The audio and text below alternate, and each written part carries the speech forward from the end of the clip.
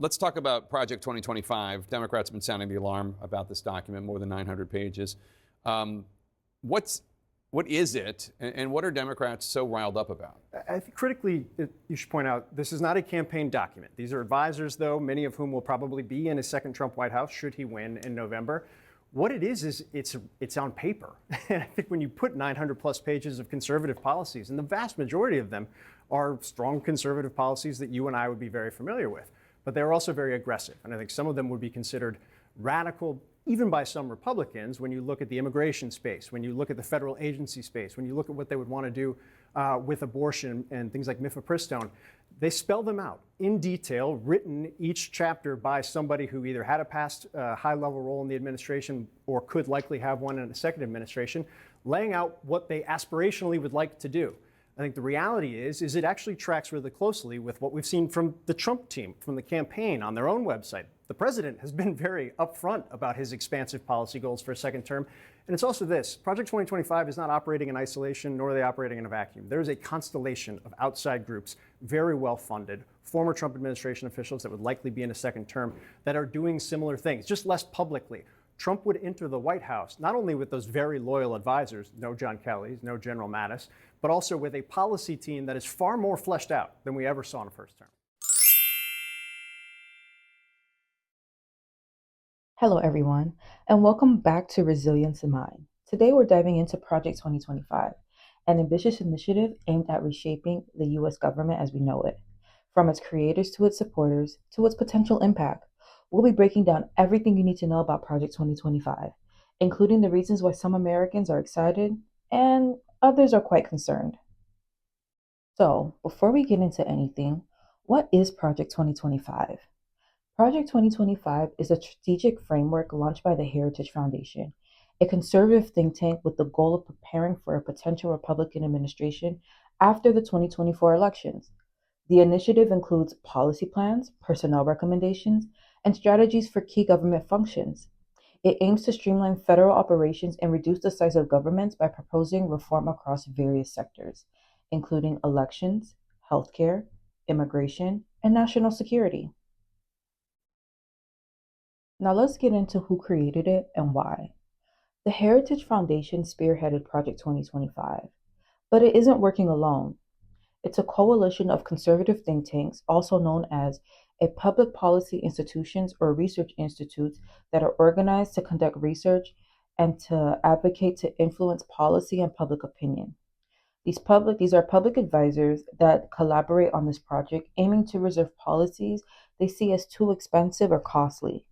By coordinating efforts among policymakers, think tanks, and experienced government officials, Heritage aims to ensure a smoother transition for the next Republican president if elected. So I decided to go to their website, heritage.org, and look at their mission statement and see what they're about. What's best than to read and see for ourselves what they're about, than to hear from the horse's mouth itself. So let's take a look.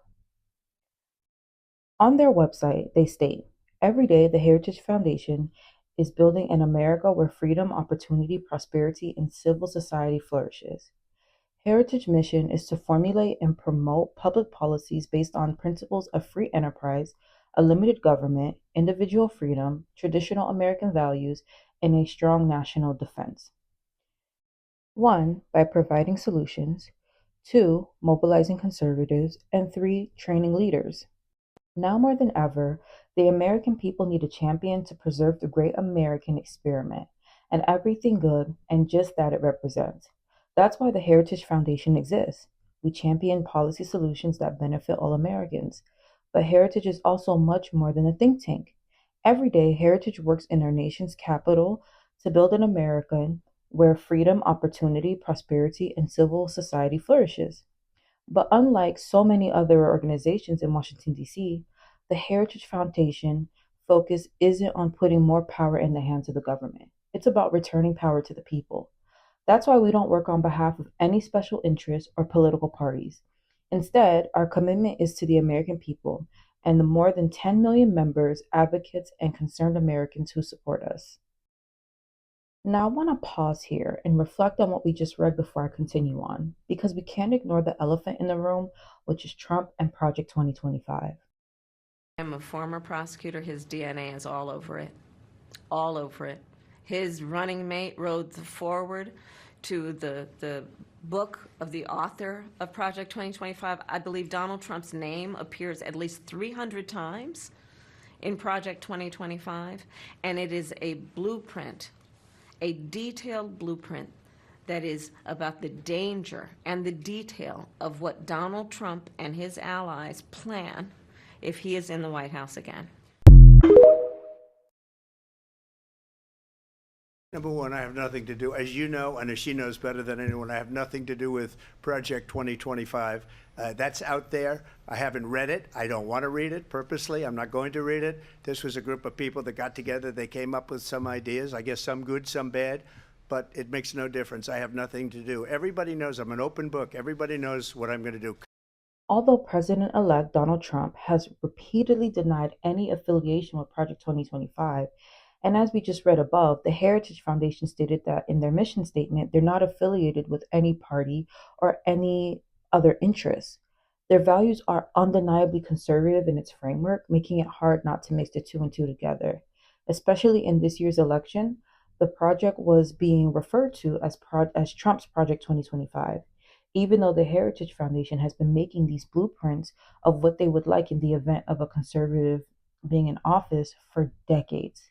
Think of it more kind of like a wish list. I'm not a Republican, but there are a lot of really weird conspiracies going around about this, and I just want to correct them. So Project 2025, or the new Mandate for Leadership, is published by the Heritage Foundation. It's a conservative think tank, and they have been putting these out since 1981. That's the original one. This isn't some weird new thing that just came out, or some grand conspiracy. It's Mandate for Leadership. It's the same conservative positions that they've had for 40 years. And these are not for Donald Trump. Again, the first one came out in 1981. These are for whatever Republican wins, whether it be Ron DeSantis, Vivek Ramaswamy, or Donald Trump. The new one also wasn't produced by MAGA Republicans. It was a lot of different Republicans, some of which are never Trumpers. Okay, back to their mission statement. They continue by saying, Heritage world-renowned experts deeply experienced in business, government, the military, nonprofit, academia, and communications spend each day developing innovative solutions to the issues American faces, from empowering parents in education, reversing growing spending and inflation, and protecting the unborn, to securing America's borders, countering the threats of communist China, holding big tech accountable, and ensuring a free and fair elections. Heritage is on the front lines of the fights to help Americans thrive. Our team takes those solutions directly to decision makers in government to turn ideas into actions. Heritage has been consistently ranked the #1 think tank in the world for it. But we don't stop there. We also communicate to citizens how government can work more effectively for all Americans through traditional media and social media platforms. Engage with international community to provide freedom, peace, and trade that benefits America and the world. Train American leaders of tomorrow who will lead Americas to a brighter future and help unite the conservatives around principles and the ideas that strengthens our cause and the nation. They continue on by stating, we have thousands of meetings with Congress and administration officials every year. Over 400 meetings with congressional staff, over 120 meetings with members of Congress, 47 candidate briefings, 168 working group events on Capitol Hill, 80 Heritage alumni serving on Capitol Hill, and 30 congressional testimonies. They continue by stating, recognizing that elected leaders are more responsive to adopting policy solutions when they know the American people already support them. Heritage created Heritage Actions for America. Heritage Action works with lawmakers to implement Heritage Foundation solutions, while it also organizes nearly 20,000 Sentinel activists and more than 2 million local grassroots activists around the nation to push for their adoption. Heritage Action ensures that citizens are speaking up and their elected officials hear their voices. Heritage doesn't do all this alone. However, it's only thanks to our 500,000 members that we have the ability to engage on all these fronts and fight to save America. In this fight, our members are truly our partners. Now, I know that was a long read, but I wanted to read their words so we have somewhat of an understanding of what their objectives are, specifically with Project 2025. They have over a 900 page blueprint, a $22 million budget, and over 350 policy experts involved. Heritage goal with Project 2025 is not only to prepare policies, but to help identify personnel to fill key government roles. This project emphasizes a deconstruction of the administrative state, which Heritage and supporters argue has become too centralized and unresponsive to the needs of the American people. So, what are the potential benefits of Project 2025? Supporters of Project 2025 argue that this framework would lead to a more efficient and accountable government. By cutting down on bureaucracy, it could make federal agencies more responsive, creating a government that would better reflect conservative values. Here are a few pros that supporters highlight. Number one, reduce government spending. Cuts to federal programs could decrease the national debt. It's no secret that the national debt is crazy at this point. We're literally just paying down on interest, not even touching the surface of what we owe. So the Heritage Foundation believes that if they reduce government spending, it could help decrease the national debt. Number two, increasing accountability. They believe that having a smaller and more efficient agencies could lead to a clearer chain of responsibility. Basically, essentially saying, if something goes wrong, because we have these more smaller, clear-cut agencies, we could say, this went wrong and you did it. What are we going to do about that? We're able to hold these policymakers more accountable. That's essentially what they're saying. Number three, alignment with conservative policies. By promoting ideas like a limited government and free market solution, Project 2025 aligns with more core conservative values.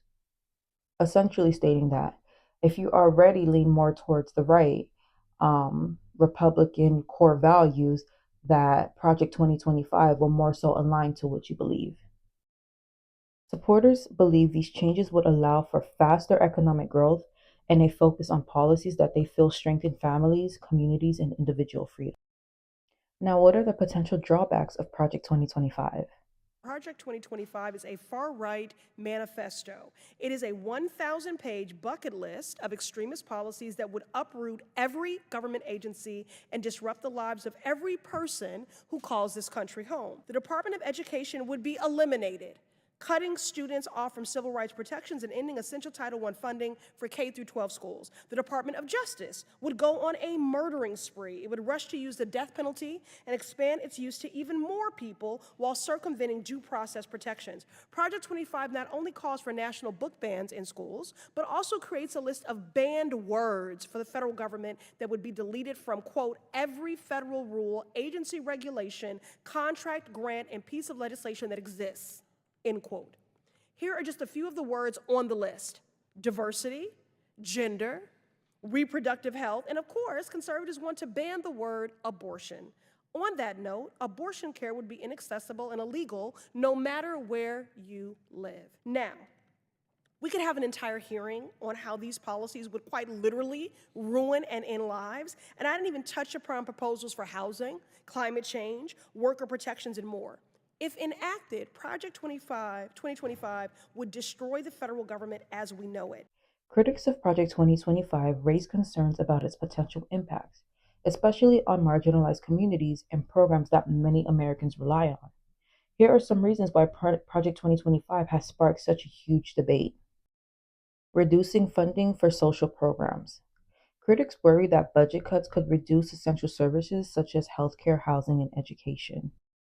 It's no secret that these are the three main things that the American people were worried about in this year's election: healthcare, housing, and education, especially with the increased cost of everything. Inflation is through the roof, and it seems like people are not able to obtain proper healthcare, housing, and even the idea of getting a proper education seems so far because a lot of people are having to take out thousands and thousands of dollars in loans, and when they graduate, they're not even guaranteed to get a job to help pay back those loans. Number two, increased privatization risk. Concerns exist that privatizing government functions could lead to the reduced accountability and prioritizing profit over public service. Number 3, the environmental impact. Many environmental organizations are concerned that deregulations could lead to an increase in population or harm to the public health.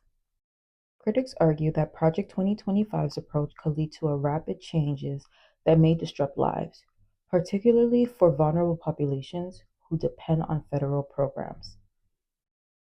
So, why should Americans pay attention? With such a comprehensive plan, Project 2025 could reshape key aspects of American lives.